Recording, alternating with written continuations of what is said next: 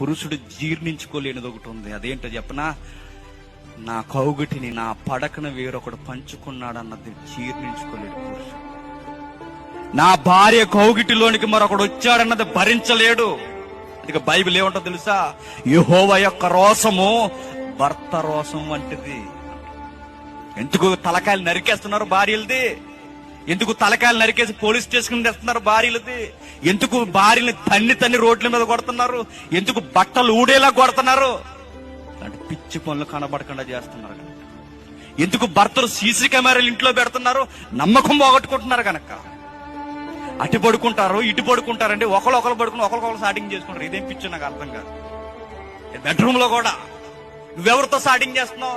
ఒక భార్య భర్తలు ఇద్దరు కలిసి ఉన్నప్పుడు మరలా ఆ మొబైల్ కి లాక్కులు దేనికి? పర్సనల్ లాక్కులు దేనికి? నీకు ఆయనకి మధ్య మళ్ళీ సీక్రెట్స్ దేనికి?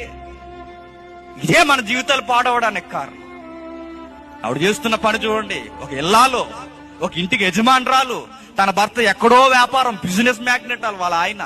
అలాంటి బిజినెస్ మ్యాగ్నెట్ ని ఎలా మోసం చేస్తుందో చూడండి. రే బుద్ధి లేని అవనొస్తుడా అంటున్నాడు జ్ఞాని. ఒక ఫూలు రాను. ఒకవేళ నీ జీవితం దొరికిందో, ఒకవేళ నువ్వు ఆ కుటుంబంలోకి చొరబడ్డావని తెలిసిందో, నీ జీవితానికి అదే చివరి రోజు.